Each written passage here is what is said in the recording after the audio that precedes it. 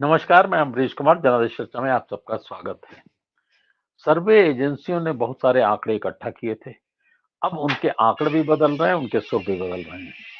हमने देखा 5 चरण 6 चरण का चुनाव हो चुका है, 7वें चरण का चुनाव है और 7वें चरण से पहले ही जो डाटा है तमाम लोगों के पास आ चुके हैं। सर्वे एजेंसियों के पास आते ही रहते हैं, लेकिन चाहे सीएसडीएस हो, चाहे एक्सेस माई एक्सेस हो या और भी तमाम सर्वे एजेंसियां जो हैं, उन सब के सी वोटर हो, सबके जो पहले सुर थे वो अब अलग हैं। 400 पार का नारा कहीं और है। बहुमत को लेकर के भी अलग-अलग दावे हैं। इस बीच में पीके और योगेंद्र यादव दोनों को लेकर के भी कंट्रोवर्सी, दोनों ने जो बातें कही उनको लेकर के भी। क्या आंकड़े कितने सही होंगे, क्या होंगे, इसी पे आज हम बात करेंगे। हमारे साथ जो मेहमान हैं उनसे हम आपका परिचय कराते हैं। हमारे साथ वरिष्ठ पत्रकार हरजिंदर हैं, अनिल सिन्हा जी हैं और बिलाल सब्जवारी हैं। शुरुआत में हरजिंदर जी आपसे करूंगा। ये पहली बार हो रहा है कि सारी सर्वे एजेंसियां जो हैं उनके आंकड़े करीब करीब उन्होंने आसपास तो बता ही दिया है जितना बताना था और अभी 1 तारीख को इसकी एग्जिट पोल की तमाम रिपोर्ट शुरू हुई। जी। देखिए, सर्वे जो है अब सर्वे का दौर खत्म हो गया है और जो चैनल हैं उनके पास 6 राउंड के एग्जिट पोल के रिजल्ट भी पहुंच गए होंगे। मुझे मालूम नहीं है। दरअसल देखिए, चुनाव के बारे में हमें एक चुनाव के जो सर्वे हैं और जो चुनाव के एग्जिट पोल हैं उसके बारे में हमें स्पष्ट धारणा बनानी होगी। हम अक्सर ये मान लेते हैं कि सर्वे जो है वो गलत होते हैं, होते भी हैं गलत, सही भी कभी कभी निकल जाते हैं। एग्जिट पोल के बारे में भी हम अक्सर रिजल्ट आने के बाद कह देते हैं ऐसा नहीं होगा और वैसा होगा। दरअसल ये एक मैथमेटिकल साइंस है, एक अनुमान का विज्ञान है। दरअसल वो सही भी हो सकता है और गलत भी हो सकता है। वैसे ही कुछ लोग ये भी कहते हैं कि ये उतना ही सही गलत हो सकता है जितना किसी दूसरे ज्योतिष की भविष्यवाणी जो चांद सितारों और ग्रहों से नतीजे निकालता है। तो कुछ भी हो सकता है, मैं इस पे वो नहीं करना चाहता हूँ। दरअसल जो ये दो चीजें अलग हैं। लेकिन प्रशांत किशोर ये दावा नहीं कर रहे हैं कि उन्होंने कोई सर्वे किया। वो ये दावा भी नहीं कर रहे हैं कि उन्होंने कोई एग्जिट पोल किया। अगर ये दोनों चीजें नहीं की तो फिर आप इतना एग्जैक्ट कैसे बता रहे हैं कि इतना आएगा और प्लस माइनस 10-20 हो सकता है? ये आप कैसे बता सकते हैं? भाई आपके टूल्स क्या है? जैसे हम लोग यहाँ पे डिस्कस करते हैं तो हम जो है आमतौर पे, जैसे मैं अपने बारे में कहूँ कि तरह तरह की रिपोर्ट देखता हूँ, जो पत्रकार गए हैं उनसे बात करता हूँ। अब जैसे हरियाणा के बारे में मैंने इतना बताया, तो हरियाणा में मेरे 2-3 दोस्त हैं जो जमीन पर एक्टिव रहे हैं और चीज़ों को समझते हैं। उन सबसे बात की, एक एक सीट पर बात की और उससे एक अंदाज़ा लगाने की कोशिश की। ये सच है कि हम जो अंदाज़ा लगाते हैं वो सरफेस पे क्या है उससे पता चलता है। लोगों का मूड क्या है, लोग क्या बातें कर रहे हैं, किस तरह की बातें हो रही हैं, किस तरह किस एरिया में क्या है, पूरा सच हम उससे निकाल पाएंगे ये दावा हम भी नहीं कर पाते हैं। तो ये सर अगर कोई अंडर करंट है तो अक्सर हम सरफेस की इन बातों से नहीं समझ सकते हैं, उसको नहीं, हम नहीं जान सकते हैं। हमारे पास वो टूल्स नहीं है जिससे हम भविष्यवाणी कर दें कि ये नतीजा होगा। मैंने ऐसे ऐसे लोगों को देखा है कि वो सीट्स की भविष्यवाणी कर देते हैं, ये सीट इतने हजार वोटों से फला जीत रहा है या इतने लाख वोटों से फला जीत रहा है। अब मैं आज तक नहीं समझ पाया कि ये क्या क्या मैकेनिज्म है, किस तरह से बताते हैं। तो कुछ मुझे जो प्रशांत किशोर की जो भविष्यवाणी है वो ऐसी ही लगती है, उसमें कोई मुझे लॉजिक नहीं दिखाई देता है। अब सर्वे में भी होता है और एग्जिट पोल में भी होता है और दूसरे तरह के अनुमानों में भी होता है, जिसे अपने सतीश के सिंह कहते हैं कि जो आप देखना चाहते हैं वही आपको दिखाई देता है। तो मुझे लगता है कि ये सारी जो भविष्यवाणियां हैं ये दरअसल वही है कि जो वो देखना चाहते हैं उनको लगता है कि ये हो रहा है, या फिर उसके पीछे किसी अन्य तरह की ताकतें काम कर रही हैं उनकी भविष्यवाणियों के पीछे। तो इसमें क्या सच है ये कहना मुश्किल है। लेकिन अब जो चुनाव का मजा सिर्फ वोटिंग का या उसके प्रचार का ही नहीं होता, उसको लेके तरह तरह की अटकलें, तरह तरह की भविष्यवाणियां, वो सब चुनाव की जो रौनक होती है उसका एक हिस्सा होती है। तो इसको भी आप मान के चलिए, इसका मजा लीजिए, इसको सीरियसली लेने की कोई जरूरत नहीं है। जी। नहीं, आपकी बात सही है। सर्वे एजेंसियां सिर्फ सीरियसली न लिया जाए, वो व्यापार भी करती हैं, कारोबार भी करती हैं, बहुत सारे लोगों को नौकरी देती हैं और बहुत सारा भाई पैसा भी मिलता है। भाई बहुत सारे लोग जो होते हैं वो जी। स्टैंड अप कॉमेडियन का कारोबार करते हैं, वो हंसाते हैं लोगों हम्म, को और उससे पैसे कमाते हैं, तो ये सब तो चलता ही लेकिन है। लेकिन उससे ज्यादा गंभीर मुद्दा है कि वो नैरेटिव सेट करते हैं। आप हाँ चुनाव से 3 महीना पहले ये कह दें कि साहब यही आएगा, एक तरफा है, तो ये नैरेटिव है। और हाँ, वो रैंडम सब होता है, सैंपल ठीक हम है। राजेंद्र आए, राजेंद्र स्टैटिस्टिक्स के छात्र हैं, मैं भी स्टैटिस्टिक्स का छात्र हूं। सैंपलिंग में जरा सा हेर फेर कर दीजिए, सारा जो कहते हैं खुदा का जुदा का खुदा हो जाए, इस टाइप का हो सकता है। राजेंद्र, मैं आपके पास आऊंगा। ये जो पूरी सर्वे एजेंसियां हैं या एग्जिट पोल हैं, सब कुछ, एग्जिट पोल को तो नहीं, लेकिन जो सर्वे एजेंसियां, 3 सर्वे एजेंसियों का मैंने नाम लिया, सी वोटर है, एक्सेस है, CSDS है। तीनों के सुर 4 महीने पहले जो थे, अब वो नहीं, बदल गए। और इसमें एक ने तो अपना ट्वीट भी डिलीट कर दिया था, जिसको लेकर के काफी हंगामा हुआ। तो आंकड़े जो अभी हरजिंदर ने कहा, आंकड़े पहुंच गए सारे सर्वे एजेंसियों के पास, 6 चरण के सारे आंकड़े हैं और उनके सबके सुर बदल रहे हैं। अब चुनाव आयोग क्या करे हम नहीं कह सकते, चुनाव आयोग कुछ भी कर सकता है, कुछ भी हो सकता है। अब आप खुद भी एक सेफोलिस्ट के रूप में काम कर चुके हैं, आप किस रूप से देख रहे हैं? नहीं, देखिए, जो प्रदीप गुप्ता और देशमुख और CSDS के जो लोग हैं, कई लोग अलग अलग चैनल्स पे आते हैं। संजय, डॉक्टर संजय कुमार नाम है शायद, जो खास तौर पे इंडिया टुडे वाले चैनल पे दिखाई देते हैं। हाँ, CSDS के। CSDS CSDS के। के संजय कुमार, हाँ संजय हाँ, कुमार जी। तो उनका तो पोस्ट पोल होता है, वो हम्म, एग्जिट पोल नहीं करते हैं। उन्होंने एक प्रोग्राम में कहा भी था कि हमारा पोस्ट पोल होता है, जो पोलिंग के 2-3 दिन के बाद तक, 2-3 दिन बाद होता है, तब आंकड़े आते हैं वो। लेकिन ये दो लोग जो हैं, इनको अगर आप देखिए, इनके पास आंकड़े हैं, इनके पास जानकारी है, और इस वजह से चूंकि प्रोफेशनली वो उसे ओपन नहीं कर सकते हैं, नहीं कह सकते हैं, लेकिन उनको ये अंदाजा है, उनकी बातों से ये अंदाजा लग रहा है कि चीजें कहीं ना कहीं, जैसे कल मैं प्रदीप गुप्ता का देख रहा था, प्रदीप गुप्ता का भी और देशमुख का भी, दोनों में ये बात है कि 272 से नीचे, संकेत इस तरह के मिलते हैं दोनों की बात से कि 272 के नीचे जा रहा है। अब जो आप बात कर रहे थे प्रशांत किशोर की, प्रशांत किशोर देखिए पोलिस्टर नहीं है, ना सेफोलॉजिस्ट है, वो स्ट्रेटजिस्ट है। और उनकी बातों का ना उनके पास कोई सर्वे है ना कुछ है। उनकी अगर सारी बातों को आप पिला लें, तो जो वो कहते हैं 330 सीटें, जब वो कहने लगते हैं तो वो अपनी अपने को ही कंट्राडिक्ट करते हैं। पहले जो इंटरव्यूज उनके पिछले दिनों आए हैं, उनमें जो पहले वो बात कर रहे हैं, उसी को कंट्राडिक्ट कर देते हैं। वो ऐसी बात हुई जैसे भक्त लोग कहते हैं, हाँ मुद्दा तो बेरोजगारी भी है, मुद्दा तो ये भी है, मुद्दा तो वो भी है, लेकिन आएगा मोदी ही। तो प्रशांत किशोर का मामला कुछ उस तरह का मुझे दिखाई देता है। लेकिन अगर मोटी गणित भी आप लगाइए, ना उसमें एक चूंकि नाम योगेंद्र यादव का भी है, वो भी कंट्रोवर्सी में थोड़ा है, कल उनका योगेंद्र सुनवाई हुई। यादव का दरअसल इसलिए कंट्रोवर्सी में, चूंकि वो पॉलिटिकल पार्टी के साथ अलाइंड है, इसलिए हम्म, लोग उनको बहुत उस तरह से नहीं देख पा रहे हैं। वो पूरी भारत जोड़ो यात्रा में दिखाई दिए, भारत जोड़ो न्याय यात्रा में दिखाई दिए। तो उनको अलाइंड माना जा रहा है कि वो कांग्रेस के साथ अलाइंड है। तो जब वो एक चीज अलाइंड और है, है, एक फर्क और है। प्रशांत हम्म, किशोर किसी एजेंडे पे काम नहीं कर रहे हैं। वो सॉरी, योगेंद्र यादव। प्रशांत योगेंद्र किशोर की यादव, तरह वो ये नहीं कह रहे हैं। प्रशांत किशोर ये कह रहे हैं सीधे सीधा कि राहुल गांधी को छोड़ देनी चाहिए, पार्टी इस्तीफा दे देना चाहिए, हम्म। उनकी जगह कोई और देखे कुछ साल तक।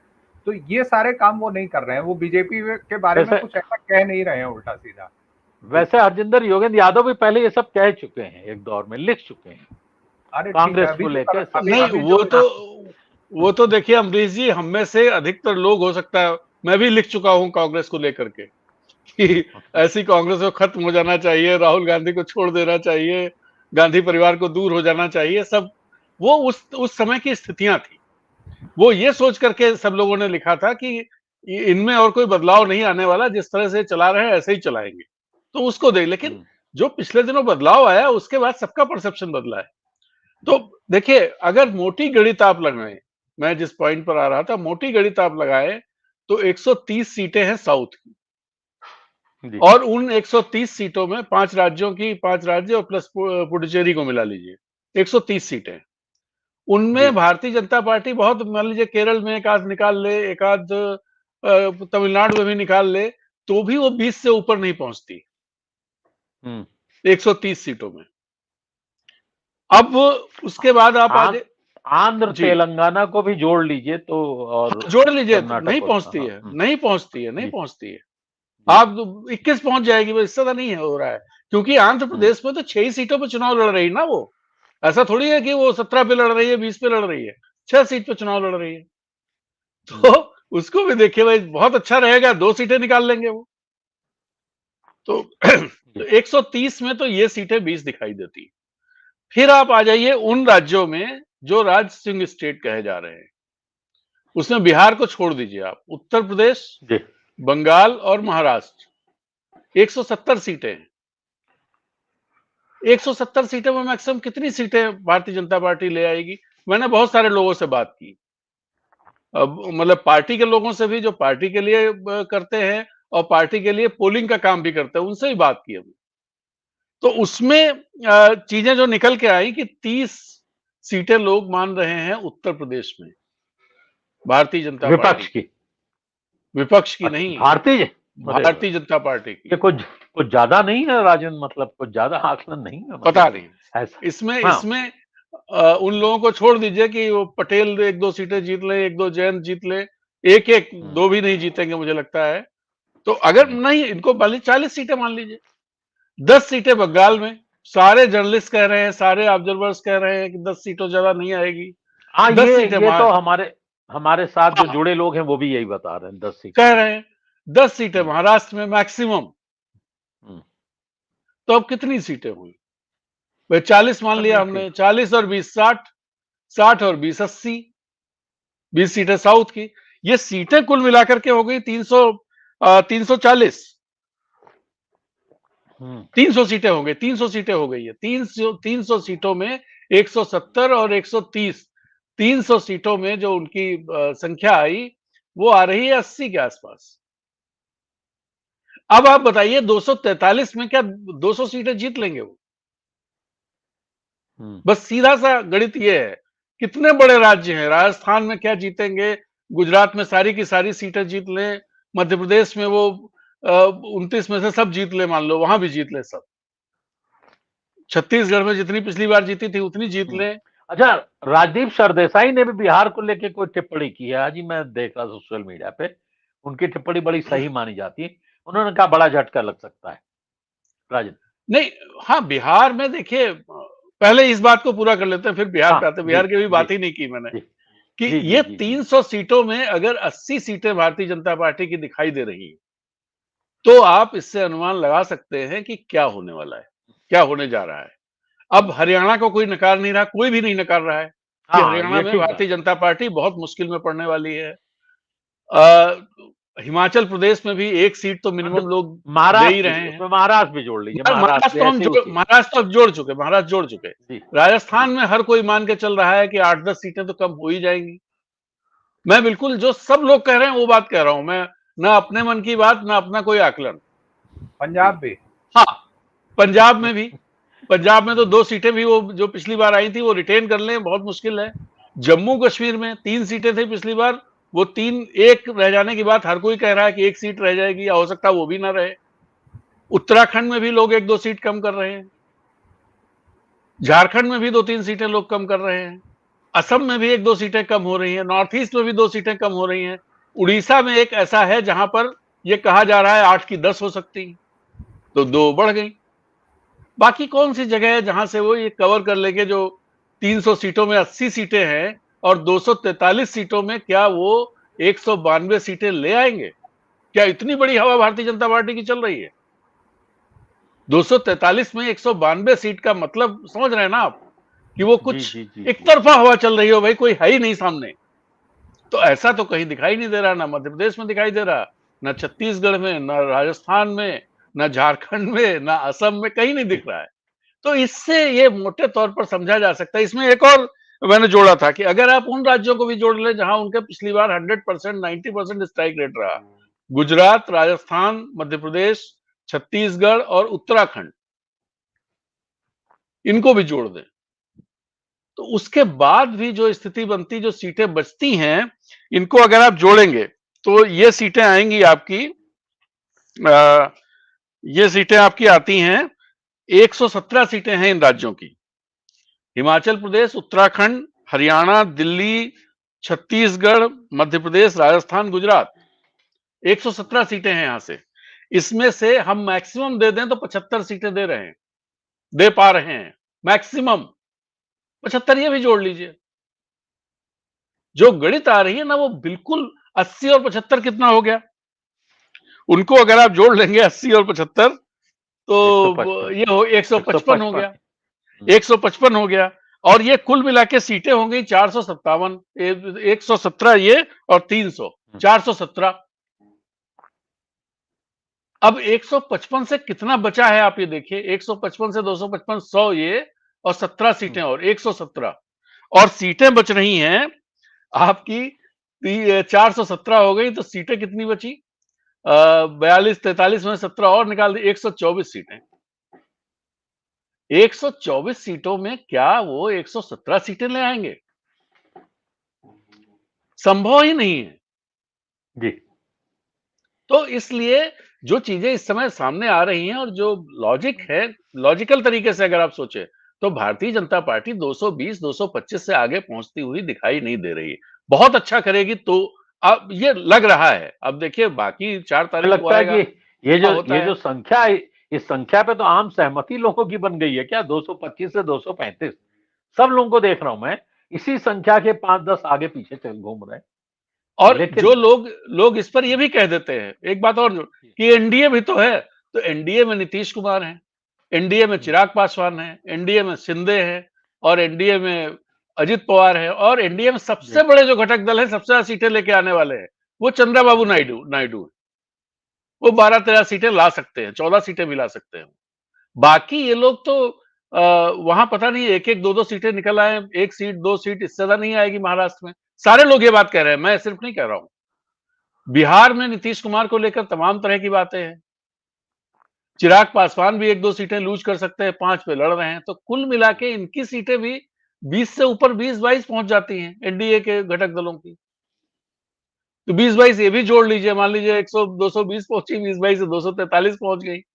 उसके बाद फिर भी तो क्या, आपको 30 सीटों तब तो नहीं नहीं, तब तो सरकार बनी जाएगी। नहीं नहीं नहीं सुनिए तो, अभी 30 सीटें कहां से आएंगी? क्या केसीआर कोई बड़ी भारी सीट जीत के आ रहे हैं? और जब 10 सीटें उड़ीसा में मोदी जी जीत लेंगे तो वो क्या पटनायक जी बहुत ज्यादा सीटें जीत लेंगे? 11 सीटें बची वहां पर, तो सीटें आएंगी कहां से? कौन है जिसको भाई जी। इन्हीं दो को जोड़ सकते हैं? और जब 14 सीटें चंद्रबाबू 12 सीटें जीतेंगे और 2-3 सीटें बीजेपी भी जीतेगी, तो वाईएसआर कितनी जीत लेंगे? तो दिक्कत वहां पर है कि आप कुल मिला के लोग ऐसे हवा में कह दे रहे हैं कि साहब बस आ जाएंगे लोग, पटनायक जी आ जाएंगे। अरे पटनायक जी के पास सीटें कितनी, या चंद्रबाबू के पास सीटें कितनी, और बचता कौन है फिर?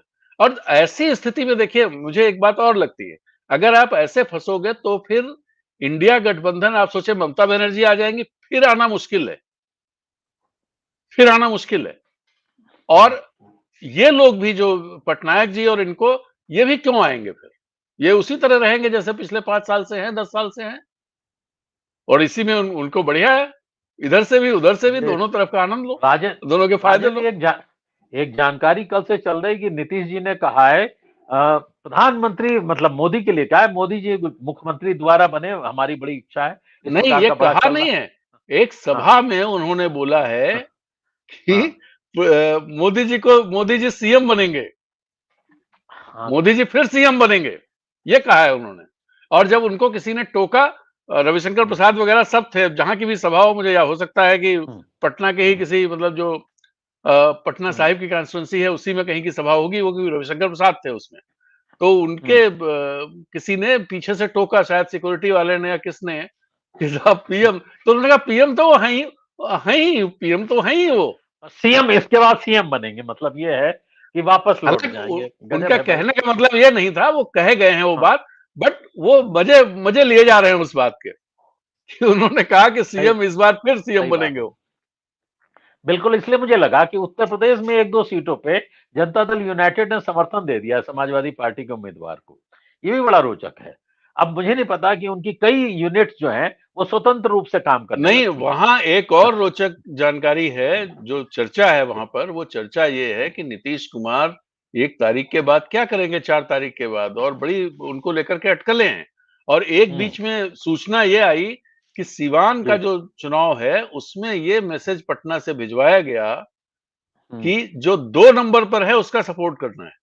2 नंबर पर वहां जदयू है, अच्छा, और हिना साहब को माना जा रहा है कि 1 नंबर पर है, जो शहाबुद्दीन की हम्म, वाइफ है। हम्म, तो अब आप समझ सकते हैं, इस सब को लेकर के, इस सब की वजह से बड़ा कंफ्यूजन क्रिएट हो गया है नीतीश कुमार को लेकर के, कि है क्या, नहीं, खेल नहीं, क्या है। नहीं, एकदम सही कह रहे हैं आप, एकदम दौरानी। दरअसल हम जी। लोग जब सारी बात कर रहे हैं, सारी संख्या गिन रहे हैं, हम लोग चुनाव आयोग को भूल जा रहे हैं, और फिर वो तरह तरह की जो अच्छा उनका जो मैकेनिज्म है उसको भूल जा। मैं बिलाल जी के पास पहले आऊंगा, फिर अनिल जी के पास आऊंगा। जो चुनाव आयोग की क्षमता है, प्रतिभा है, और जो उसकी जिद है, और जो उसने सब कुछ किया, उसका भी कुछ असर तो पड़ेगा ना। 50-60 सीटों, 100 सीटों पर कुछ असर डाल सकते हैं। जी, थोड़ा सा कुछ खा लूं भाई।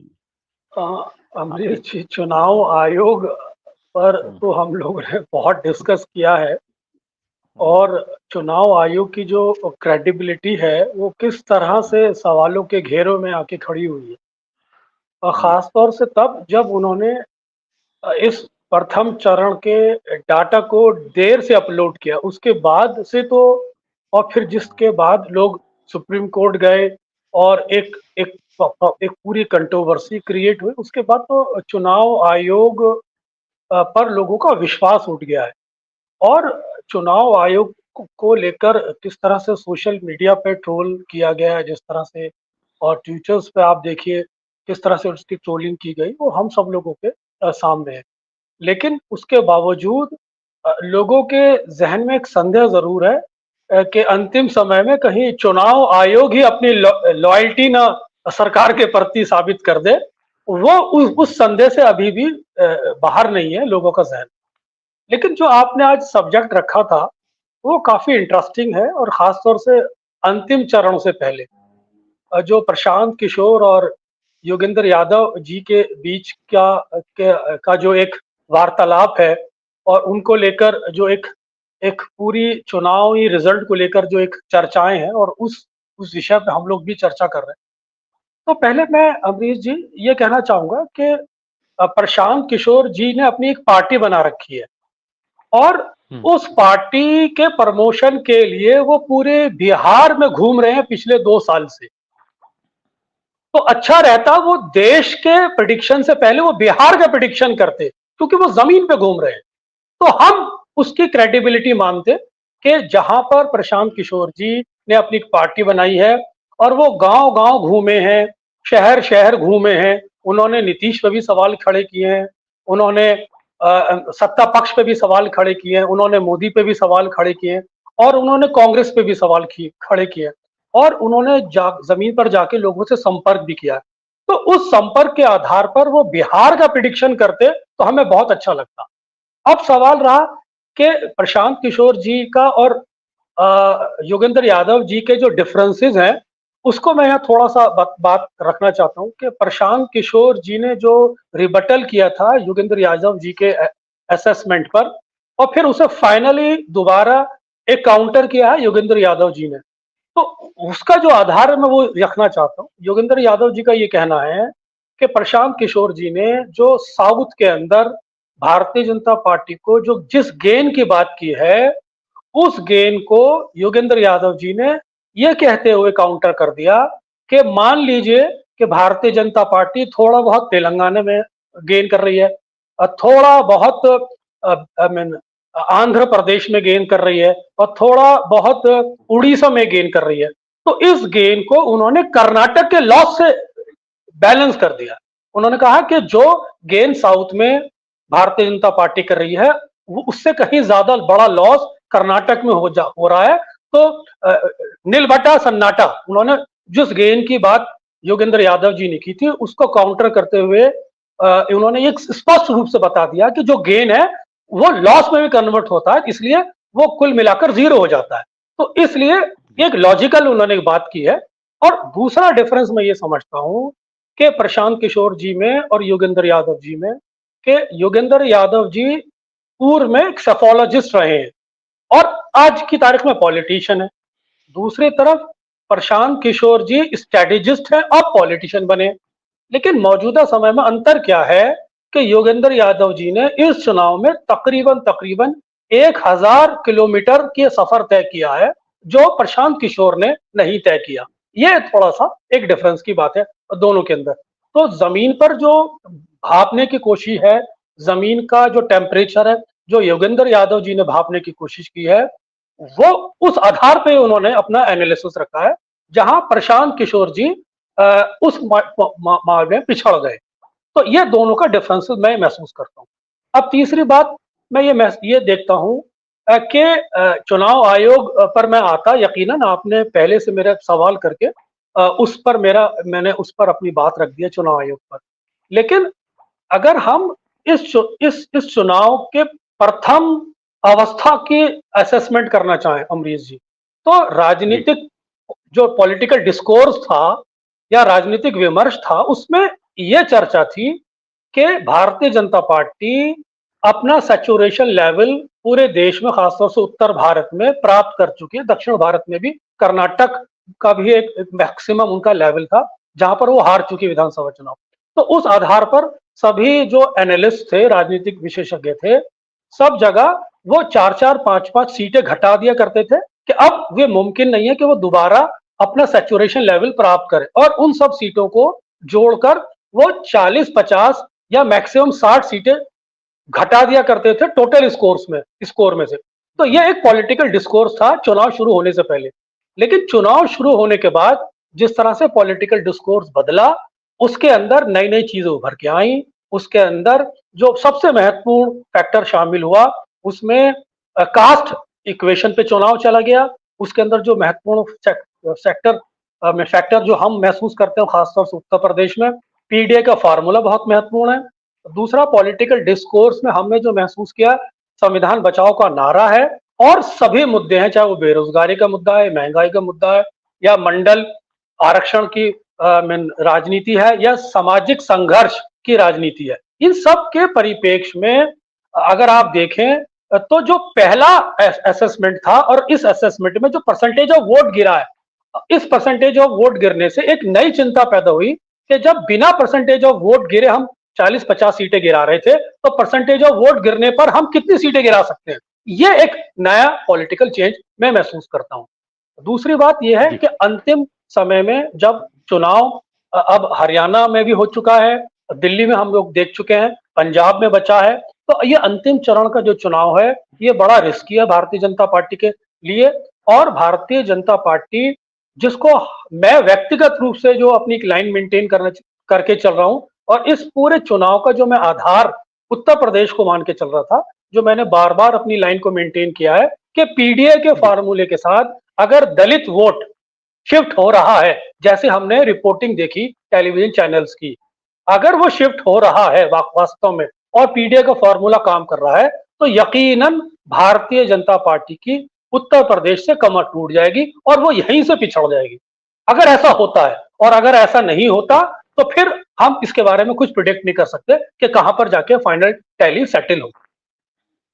बिल्कुल, मैं अनिल जी आपके पास आऊंगा। तो सब सारा खेल 40-50 सीटों का ही है, जो सारा गेम है, जो आंकड़े हैं, और ये इतना सीटों को मैनेज करना चुनाव आयोग के लिए मुश्किल नहीं है। अगर हमारी जो सरकार है, प्रधानमंत्री जी, उनकी जो प्रतिभा है, उसके बारे में हम लोग सब जानते हैं।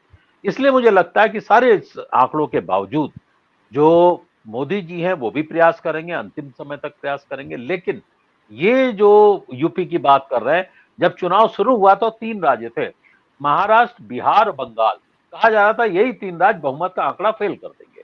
उसमें उत्तर प्रदेश अप्रत्याशित रूप से आगे आया, और हरियाणा, ये 2 राज्य ऐसे हैं जो कि उस आंकड़े का मार्जिन बढ़ा रहे हैं। अब आपको क्या लगता है कि जो सेफोलिस्ट है, उनकी जो भाषा बदली है, जो सुर बदला है, वो इसलिए बदला है कि आंकड़े उनके पास 6 चरण के आ चुके हैं, इसलिए वो कह रहे हैं बहुमत के आसपास, थोड़ा नीचे थोड़ा ऊपर? जी नहीं, वो सब वो आपको आप कह रहे हैं ये क्या कि वो रियलिटी के करीब पहुंच गए हैं, ये ऐसा कुछ नहीं मैं है। ये नहीं कह रहा हूँ, रियलिटी तो पता नहीं 400 पार भी हो सकती है। मैं ये कैसे कह दूं कि रियलिटी क्या है? उनके बारे में एक बात जो मैं चाहता हूं कि साफ साफ तौर पर कहना कि वो गोदी मीडिया की तरह ये गोदी सर्वे थे शुरू से और अब अंत तक है। अब है क्या कि अब उनके हाथ से, चूंकि अब उनको कोई जरूरत नहीं रह गई। मैं इस पे नहीं देखता कि आप कितने सच हैं, और आप और हम सब देख चुके हैं कि कितनी बार कितना लोग झूठ साबित हुआ और कितनी बार सच साबित हुआ है। सर्वे हिंदुस्तान जैसी जगह में उनका कोई अर्थ नहीं है। ये सब तो किताबों में उनके ही डिस्कशंस में आपको मिल जाएंगे, इसीलिए उस तरफ जाने की जरूरत नहीं है। सर्वे आप वो इंडिया अमेरिका नहीं है ना, कोई मोनोलिथिक कंट्री भी नहीं है, मोनोलिथिक ये भी नहीं है, नैरेटिव भी नहीं है।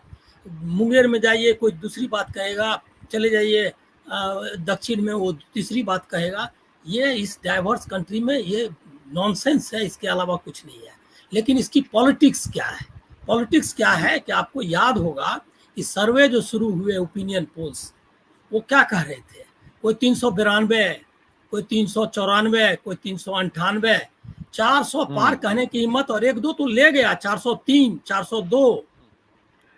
अरे वो सर्वे एजेंसी और उस सर्वे के लोगों पर हम लोगों को डिबेट करना चाहिए क्या कि वो कितने करीब पहुंच गए हैं सच के करीब? अरे काहे का, वो तो 1 तारीख को भी झूठ दिखाएगा। नहीं, वो गिर रहे हैं। मैंने ये कहा वो गिरावट, अपनी सीटें की संख्या गिरा रहे हैं। ये नहीं, उनका कहना क्या है? कहना यही है 95% जो है स्पेस दो, क्या कहते हैं, अमित शाह को आपने देखा जो कि पत्रकारों से मिलता नहीं था, जो दोनों शख्स मिलते नहीं थे, वो दोनों शख्स जो है सो टीवी पर इंटरव्यू देते दिखाई देते हैं।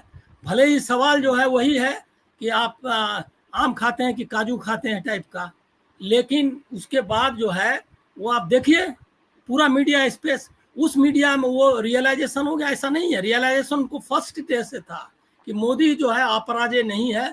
उनको फर्स्ट डे से ये रियलाइजेशन था कि ये जो है हम लोग बेईमानी कर रहे हैं, और अभी तक वो जारी है, ऐसा खत्म नहीं हो गया। हम लोग उसमें से एक झूठे लोगों के की अभिव्यक्ति से कुछ सच्ची बातें निकालना चाहते हैं। हमको लग रहा है ये एक्सरसाइज का कोई अर्थ नहीं है। वो जो दिख रहा है जमीन पर उनका ही है, जो उसमें एक चीज है कि जिस तरह से चलता है वो कि माहौल क्या है वाला जो प्रोग्राम है, या इस तरह के जो प्रोग्राम है, या अजीत अंजुम का प्रोग्राम, वो मैं गोदी मीडिया के चैनल्स पर जाता भी नहीं कि कितना एडिट करना पड़ता होगा उनको, हमको अंदाजा है। लेकिन अजीत अंजुम है या दूसरे लोग, यूट्यूब के लोगों ने भी नीचे जा करके किया है, कम से कम अजीत अंजुम ने तो किया ही, और बहुत ऑनेस्टली किया है, और अच्छे उसने, मतलब एक तरह से मैं तो उसकी तारीफ करूंगा, उसने कुछ नए तरीके भी बताए कि लोगों का मन जानने का, कि मुद्दों से कैसे आप पहचान सकते हैं। जैसे ये कपड़े से पहचानते थे कि कौन है, उसी तरह से वो मुद्दों से पहचानता है कि आदमी कौन है। जो विकास का बात कर रहा है, अंदर में कम्युनल है लेकिन बोल रहा है विकास को वोट दिया, वो समझ गया कि बीजेपी को वोट दिया। तो ये उसने एक तरह से मदद की है पत्रकारिता को आगे बढ़ाने में, उसकी तारीफ होनी चाहिए। एक तो ये एक हो गया। तो इसीलिए ये सर्वे के बारे में, सर्वे की पॉलिटिक्स क्या है, सवाल है कि कॉमरेड तुम्हारी पॉलिटिक्स क्या है, ये लोकतंत्र में सबसे बड़ा सवाल आता है। और ये सवाल अगर करिएगा तो आपको सब चीजें स्पष्ट हो जाएंगी। तब आपको सी वोटर और क्या कहते हैं CSDS, ये सब का भी फर्क आपको नजर आ जाएगा। उसमें आपको कुछ करने की, और उनका पूरा हिस्ट्री तो दिखाया बाद में। तो हमको लग रहा है हिंदुस्तान में चूंकि पैसे नहीं मिलते हैं सही कामों के लिए, नहीं तो नोम चोम्स्की मैन्युफैक्चरिंग ऑफ कंसेंट जो है उस पर किताब तो लिखी ही, और बहुत 4 घंटे से ज्यादा का 2 पार्ट में डॉक्यूमेंट्री बनाया। उसको शायद मेरे ख्याल में एमी अवार्ड भी मिला था। और वो डॉक्यूमेंट्री मैंने देखी है 90s के, अर्ली 90s में ही देखी थी। वो जो है वो डॉक्यूमेंट्री में आपको पता चल जाएगा कि अखबार वाले किस तरह, जबकि वो उस अखबार वालों का जिनको की पत्रकारिता के मानदंडों का पालन करना पड़ता था। न्यूयॉर्क टाइम्स, वाशिंगटन पोस्ट, और पूरा उसमें बताया कि कैसे वो अमेरिकन मीडिया, मतलब अमेरिकन मीडिया किस तरह से अमेरिकन एस्टेब्लिशमेंट, मतलब वहाँ का कॉर्पोरेट, वहाँ का जो सत्ताधीश वर्ग है, ये क्या कहते हैं हथियार बनाने वाली कंपनियां हैं, उसके लिए काम करती हैं। वो बताया, और बहुत जबरदस्त है वो डॉक्यूमेंट्री। मिलेगा अगर कहीं तो देखना चाहिए। और वो जो है वैसा ही इसके बारे में कोई बनाई डॉक्यूमेंट्री कि कैसे स्टार्ट हुआ था। स्वनामधन्य पत्रकारों ने स्टार्ट किया था कि 400 पार होगा या नहीं, और उसमें से 4-5 जो है 403, 402, 398 और अभी अब चूंकि 6 फेज हो गया, उसके पहले भी 3 फेज तक वही चल रहा था। वो कोई 300 पार, वो तो जब हारने का सब आ गया तो एक नया, जब इतना ज्यादा ग्राउंड पे आ गया तो एक नया एलिमेंट आया प्रशांत किशोर और इन लोगों का, वो आया नया एलिमेंट जो कि अब बताइए, उससे पूछना चाहिए ना कि आपने राजनीति का काम किया तो कब से आप ये क्या कहते हैं सर्वे का काम शुरू किए हैं? पोल स्ट्रेटजी का काम भी छोड़ चुके हैं वो, उन्होंने उनके ही मुताबिक। वो तो बिहार को बदलने के लिए चले थे, अभियान चला रहे थे, तो वो जो है ये काम करने के लिए क्यों आ गए? उस समय आए जब नैरेटिव डिफीट हो रही थी, उनका चल नहीं रहा था ये मटन मच्छी क्या मतलब, और भी मुजरा मुर्गा मुजरा बाद में आया, पहले मटन मच्छी मुर्गा मछली से शुरू हुआ, मंगल सूत्र से स्टार्ट हुआ, भैंस, ये सब जब चल नहीं रहा था तब प्रशांत किशोर की एंट्री हुई। वो भी स्लीपर सेल का आदमी, वो आ गया तुरंत। जो आदमी 2002 में, बात साफ होनी चाहिए, 2002 के नरसंहार के बाद कोई आदमी अगर मोदी जी के साथ उसका कैंपेन का मैनेजर बन सकता है, उस आदमी के बारे में लोकतंत्र, इसके बारे में क्या सवाल किया जाना चाहिए? उसको पूछना चाहिए कि वो मतलब कि आप ही और हम ही, साफी तो मैं आपसे सवाल कर रहा हूँ कि आप यार हम क्या ऐसी नौकरी कर सकते हैं? वो धंधा कर रहा था, बिजनेस कर रहा था, हम आप नहीं, हम और आप तो इसी धंधे में है कि सेठ की चाकरी करो, लेकिन हम लोग क्या कर सकते थे? क्या बात कर रहे हैं? ऐसा कुछ नहीं है। ये लोग पक्के, मतलब ये तो शब्द मत बुलवाइए। नहीं शब्द रहने दीजिए। आपकी भावनाओं को हम लोग समझ गए। हाँ, तो प्रशांत जो है, प्रशांत किशोर इसीलिए आए मैदान में कि वो नैरेटिव नहीं चल रही थी तो एक नया नैरेटिव लेकर के आया। और सब गोदी मीडिया चैनल 2 ही लोगों का इंटरव्यू दिखा रहा था, 3 लोगों का, अमित शाह, मोदी जी और प्रशांत किशोर। हाँ, बस ये तीनों चल। क्या है ये? स्लीपर सेल आ गया, एक्टिव हो गया। उसने कई बार बोला है उन्होंने हमारे संबंध खराब नहीं हुए अमित शाह जी से, और कभी उसने मोदी जी के बारे में नहीं कहा कि बहुत ही मतलब आप जाने दीजिए वो जो है उस तरह के व्यक्ति हैं या कुछ नहीं, कभी नहीं कहा। उसने अपना कुछ बताया है, वो छोड़ दीजिए। दूसरा कि योगेंद्र की का भी रोल जो है, उन्होंने एक अच्छा काम किया था कि 400 पार के नारे ये को पंक्चर किया, लेकिन हमको लग रहा है उस नैरेटिव को उनको ठीक से आगे ले जाने में असफल रहे। वो नैरेटिव जो है वो अंत में उनके फायदे में जाने लगा अंत में 5 लगा था, लेकिन कल से फिर उसको उन्होंने रोका है, ब्रेक लगा दिया, उसको ठीक किया है। मैं भी बहुत मतलब ये में था, मतलब सदमे में था एक तरह से कि क्यों इस तरह का कर रहे हैं। बल्कि उस पर बातचीत भी लोगों से की, उनके जो लोग हैं, कि भाई ये क्या है। लेकिन उनका थोड़ा सा वो असल में जो कहना चाहते थे कि उनको नहीं आ रही है, बीजेपी को बहुमत नहीं मिल रहा है। लेकिन वो जो आंकड़े वगैरह बता रहे हैं उससे तो यही होता है कि बना लेगा, सरकार बना लेंगे। तो ये सरकार बना लेने वाली नैरेटिव क्या है? ये क्यों बना लेंगे सरकार? मतलब कि कोई जागीर है क्या? 230 आपको आएगा तो आप सरकार बना लेंगे? क्यों बना लेंगे? मतलब कि हम आप एंडोर्स कर रहे हैं। राष्ट्रपति बड़े दल के रूप में उनको बुलाएगा, ये मान के प्रधानमंत्री हो, जब उनको मिलेगा ही नहीं। कौन एनडीए कहाँ है? अजीत पवार का कितनी सीटें, 4 सीट पर चुनाव लड़ा है। एक नाथ शिंदे 10 है क्या, 11 है क्या, 13 है, पता नहीं 11 है, अभी ध्यान में नहीं आ रहा। अरे वो साफ हो रहे हैं, वो तो साफ हो रहे हैं, उनका सफाया हो रहा है। नीतीश कुमार कितना जीत लेंगे? नीतीश क्या आपको लग रहा है कि नीतीश जाएंगे उनको मुख्यमंत्री बना रहे हैं? मैं नहीं मानता कि बीमारी का लक्षण है। अरे वो उसको मुख्यमंत्री बनाने की बात कर रहे हैं, आपको क्या? मैं एकदम इसमें पॉलिटिक्स देखता हूँ। अगर नहीं पॉलिटिक्स कर रहे नीतीश जी तो फिर बीमार हो गए तो घर बैठेंगे, तो उनका फिर वैल्यू क्या है? अरे वो पॉलिटिक्स कर रहे हैं, जा रहे हैं हर जगह चुनाव लड़ रहे हैं। उन्होंने अपना सीट ये बदला, पाला बदला, अब मुख्यमंत्री बने हुए हैं। और अगर उनके लोग या उनसे काम नहीं हो पा रहा है, ये सब बीजेपी वालों का ही उड़ाया हुआ हल्ला है। अरे वो बोल रहे हैं कि प्रधानमंत्री तो है ही, हम तो मुख्यमंत्री बनाना चाहते हैं। खुद भी मुख्यमंत्री है और मोदी को भी चाहते हैं मुख्यमंत्री बन जाए, मुख्यमंत्री बनाना चाहते हैं। तो वो कहाँ के मुख्यमंत्री बनेंगे? गुजरात के ही बनेंगे ना। यूपी में तो योगी आदित्यनाथ बनने नहीं देंगे। नहीं, यूपी में सवाल ही नहीं होता। यूपी का मिजाज बहुत अलग है। बताइए कि जगह कहाँ है? गुजरात। तो वो बता रहे हैं अभी तक एकदम कंसिस्टेंट है। मैं मतलब कि जब कॉमेडी चल रही है तो मैं भी कॉमेडी के तरह ही बात करना चाहता हूँ, कॉमेडी के लैंग्वेज में ही, कि जब वो तो पॉलिटिक्स कर रहे हैं, वो बोल रहे हैं, वो उन्होंने कह दिया कि 400 पार का है, 4000 पार ले लो। अरे ये तो सब बोल रहा है। किसी ने और भी इंटरव्यू में कहा था कि 400 पार की क्यों बात कर रहे हैं, वो पाकिस्तान हिंदुस्तान सबको मिला लीजिए, उसके बाद अपना ले लीजिए जितना सीट लेना है। ऐसे वो देखिए कोई कहीं से एनडीए नहीं है। उसके बाद उनकी चर्चा हो रही है, उसमें जो योगेंद्र की जो बात है उसमें से एक चीज का पॉइंट लोग नहीं कर रहे हैं। हालांकि मैं मानता हूं कि योगेंद्र ने अपना काम जो उनका जो पॉलिटिक्स कर रहे थे उससे भटक गए इसीलिए कि वो सेफोलॉजी छोड़ चुके हैं। वो हर स्टेटमेंट नहीं बोल रहे हैं लगातार। तो आपको इसकी जरूरत क्या आन पड़ी? आपको प्रशांत किशोर से थोड़े कॉम्पीट करना है। आप जब पॉलिटिक्स कर रहे हैं तो पॉलिटिक्स जो इंडिया गठबंधन के साथ की पॉलिटिक्स कर रहे हैं, तो मतलब 7वें फेज तक मोदी किस तरह से गिरना चाहिए और जो उनकी भाषा में जो गिरावट आई है वो किस तरह की राजनीति कर रहे हैं, इसको एक्सपोज करना था उनको।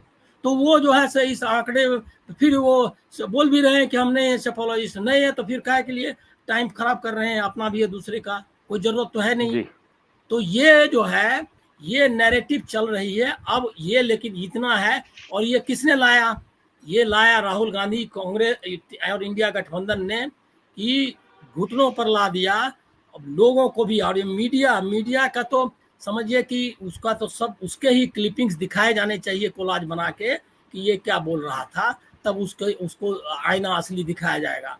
और वो उसमें ये आ गया कि इंडिया गठबंधन और इसकी नैरेटिव कि अभी बीएसपी, अब उनका जो कहा उन्होंने तुलना की, बताया कि जो ग्राउंड वाला बीएसपी के वोटर्स भी किसी का मीडिया इसी में देख रहा था, गोदी मीडिया में ही हाथी से उतर गया बीएसपी का वोटर।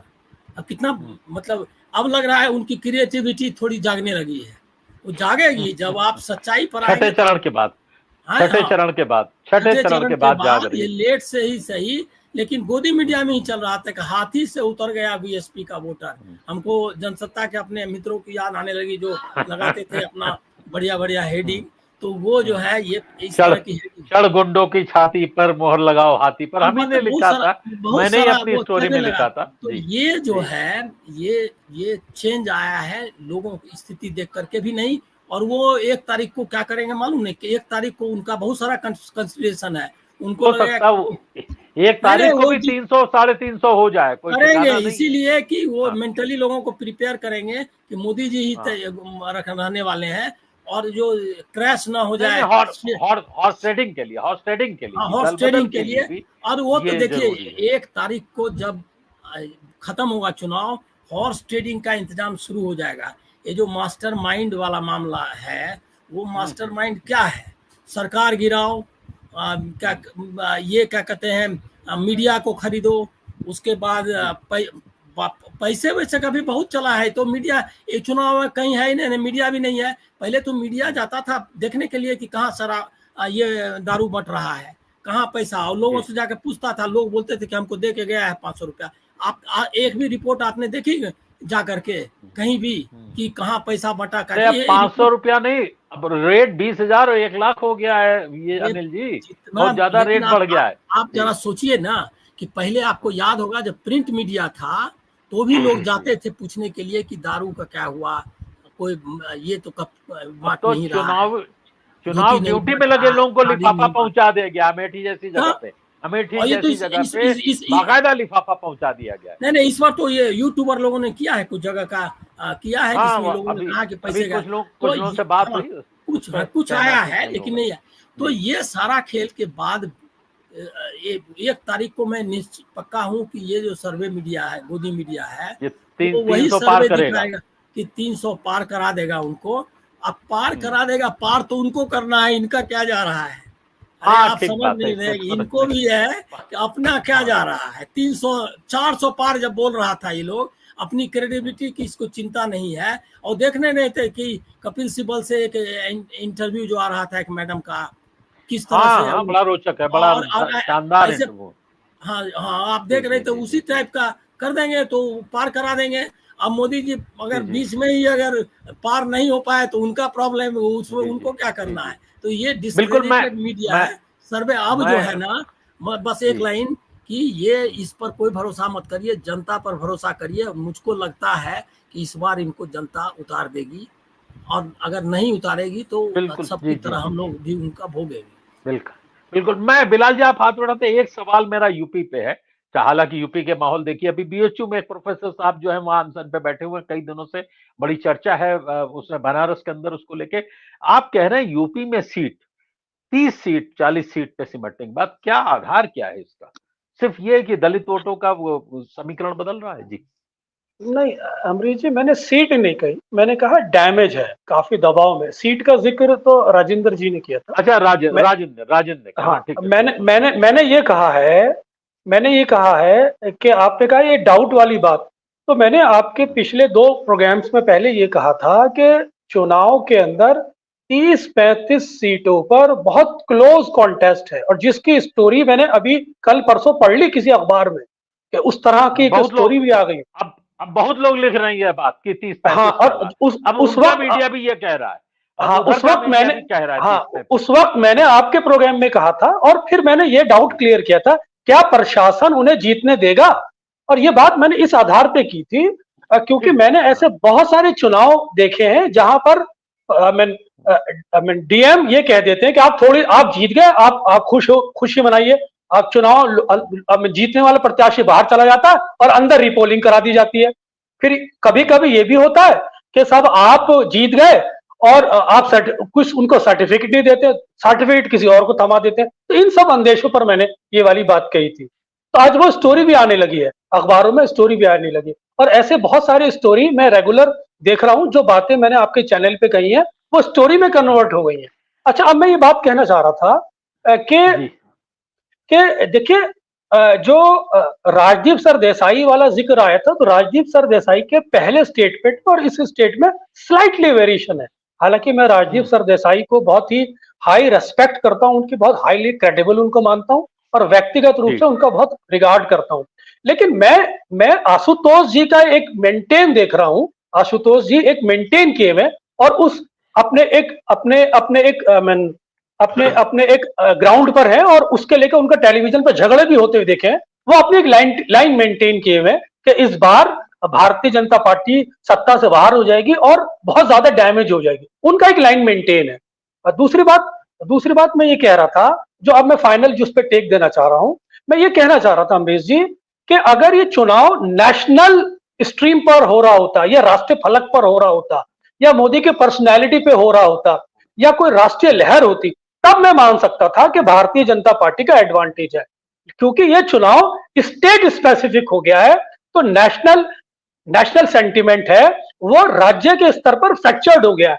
हर राज्य के इसके चुनाव अलग अलग डायनेमिक्स के साथ हो रहा है, और हर राज्य में भारतीय जनता पार्टी को डैमेज हो रहा है। इसलिए यह आधार बनता है कि भारतीय जनता पार्टी राष्ट्रीय स्तर पर अगर चुनाव होता तो शायद एक एडवांटेज था वो खींच लेती, क्योंकि चुनाव अब राज्य स्तर पे जाके फोकस हो गया। यही सबसे बड़ा इसका डैमेज है भारतीय जनता पार्टी का।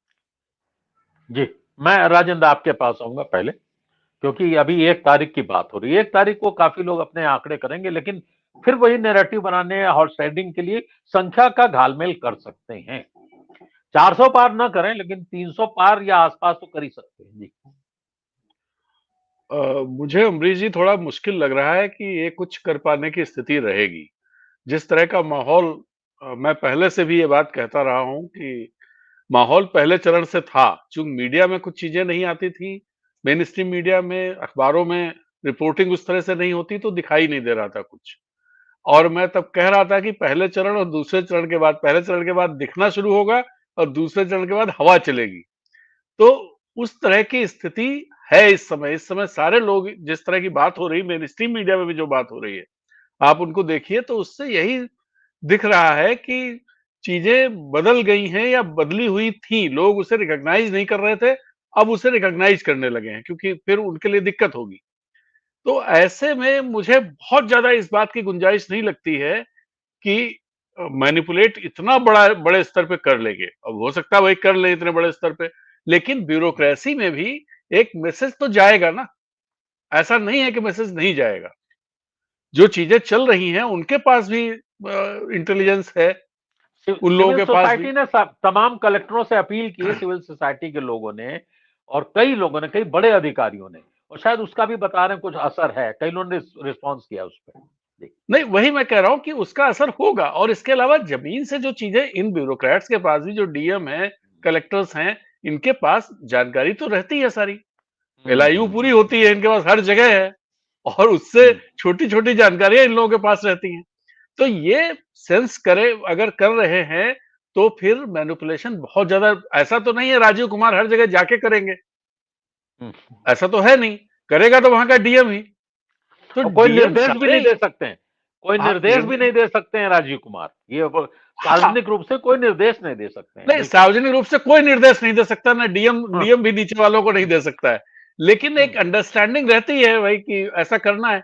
तो ऐसा करना है तो डीएम क्यों करेंगे अगर इतनी जबरदस्त बदलाव की चीजें दिखाई दे रही है। उलटफेर अगर हो रहा है तो नहीं करेंगे। सही। तो मुझे थोड़ा इसमें संदेह दिखाई दे रहा है। जैसे एक अभी मैं बात कर रहा था अयोध्या को लेकर के, तो वहां के पत्रकार ने ये कहा कि अयोध्या का रिजल्ट जब देश भर के ट्रेंड आ जाएंगे, उसके भले काउंटिंग पहले हो जाए, घोषित तभी होगा।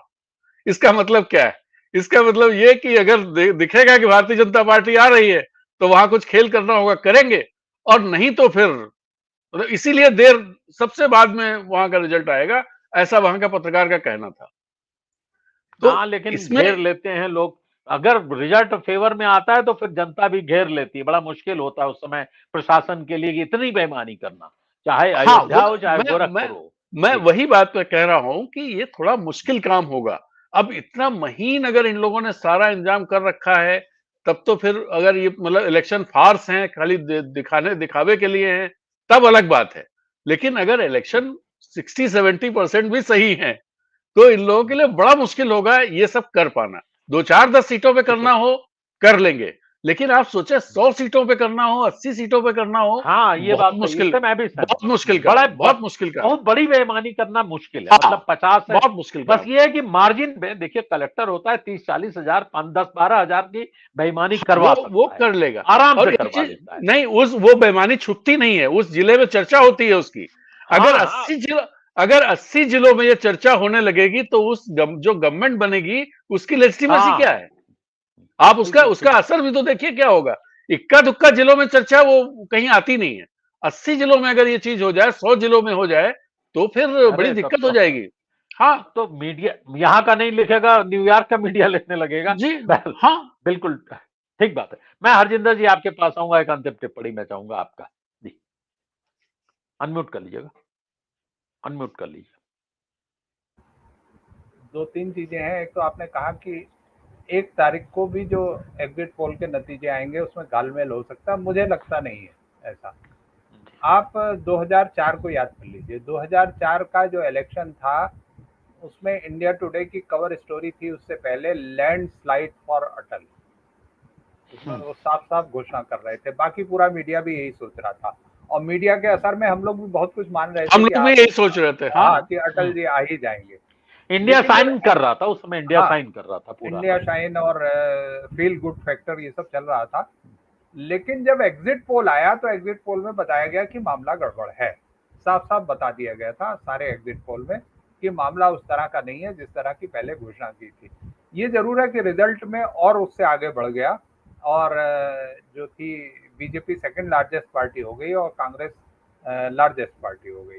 तो ये उसके 1 तारीख के बाद, अच्छा, और 1 तारीख के बाद किसी भी चैनल को घालमेल करने की कोई वो नहीं है, उससे कोई फायदा नहीं होने वाला है, कोई नुकसान भी नहीं होने वाला है। तो इसलिए उसको उस दिन को वो मान लेते हैं कि अब तो चुनाव हो गया, अब जो वोट जो थे वो पड़ गए, अब उसमें बहुत ज्यादा घालमेल करने की जरूरत नहीं है।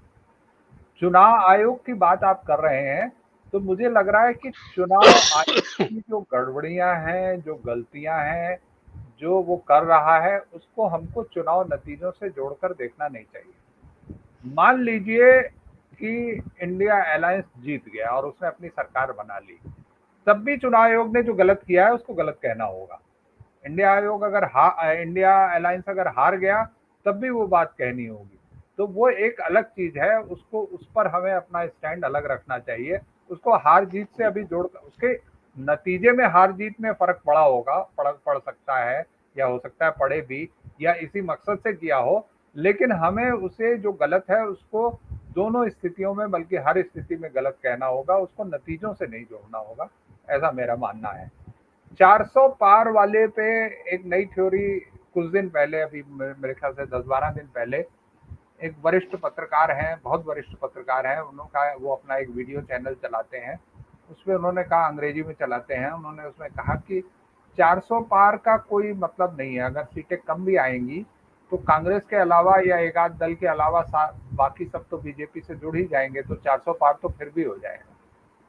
और यही थ्योरी जो है कुछ दिन पहले उन्होंने, नरेंद्र मोदी ने भी दी, इंडिया टुडे के साथ, इंडिया टुडे टीवी के साथ जो इंटरव्यू बनारस के तट पे दिया, उन्होंने उसमें कहा कि भाई 400 पार तो हमारे पास पहले ही थी, 400 से ज्यादा लोगों का हमें समर्थन था, हमने तो संविधान नहीं बदला। तो 400 पार की जो थ्योरी है, अब उसको बदल दिया गया, अब उसको कहीं अलग अलग तरीके से देखा जा रहा है। तो चुनाव में ऐसे तार्किक कलाबाजियां जो हैं वो पत्रकार भी खाते हैं, बुद्धिजीवी भी खाते हैं, और खैर पॉलिटिशियन तो इसी के लिए होते ही हैं। जी बिल्कुल। अमरीश जी, एक सेकंड में और कहना चाह रहा था कि एक सिंगल लार्जेस्ट पार्टी वाली बात आई थी कि सिंगल लार्जेस्ट पार्टी को कॉल किया जाता है। तो अमरीश जी, ऐसा कोई कॉन्स्टिट्यूशन में कोई प्रोविजन नहीं है, ये कन्वेंशन है, ये एक कन्वेंशन है। हाँ, अब क्योंकि दो अलायंस मिलके लड़े हैं, अगर ये अलायंस अपना प्राइम मिनिस्टर कैंडिडेट तय करके प्रेसिडेंट के पास चले जाते हैं तो फिर सिंगल लार्जेस्ट पार्टी की जो कंडीशन है वो नलिफाई हो जाती है। ये यशवंत सिन्हा ने भी ये राय दी है। एक चीज और है कि अलायंस की भी कोई जो प्री पोल अलायंस है उसका कोई अर्थ नहीं होता है। असली चीज होती है कि पोस्ट पोल अलायंस क्या बना है। प्री पोल अलायंस की कोई संवैधानिक वैल्यू नहीं है। Exactly, you are right. ये बात यशवंत सिन्हा ने इंडिया ब्लॉक को ये आगाह किया है, चुनाव होते ही, मतलब नतीजे आते ही, अपने नेता का नाम सीधे सीधे राष्ट्रपति को पहुंचाइए, उन्होंने कहा है, तब ये मामला बनेगा और तभी मामला, वरना फिर दिक्कत हो सकती है। अगर मार्जिन बहुत ज्यादा न हुआ तब, ज्यादा हुआ तब तो हो ही नहीं सकता। हमारी पूरी डिबेट ये थी कि सर्वे एजेंसियों के सुर कैसे बदले हैं, ये इस पे डिबेट थी। और वो उनके पास चूंकि आंकड़े आ गए हैं, 1 तारीख को बहुत सारे, हरजिंदर भी कह रहे हैं, सब लोग कह रहे हैं कि एग्जिट पोल के नतीजों में ज्यादा नहीं होगा। हालांकि पहले कई बार एग्जिट पोल के नतीजे भी गड़बड़ हुए हैं, लेकिन माहौल जब बदलने लगता है, अगर राजन कुछ कह रहे, अनम्यूट करिए। जैसे राज्यों के एग्जिट पोल आते हैं तो उसमें केंद्र की सरकार बैठी होती है, तो ये चीजें वहां पर हो सकती हैं, लेकिन केंद्र का एग्जिट पोल अगर आएगा तो सरकार बदलने वाली, वो क्यों करेंगे? अगर वो करेंगे तो खुद ही अपने को धोखा दे रहे हैं, फिर वो और मुश्किल में फंसेंगे।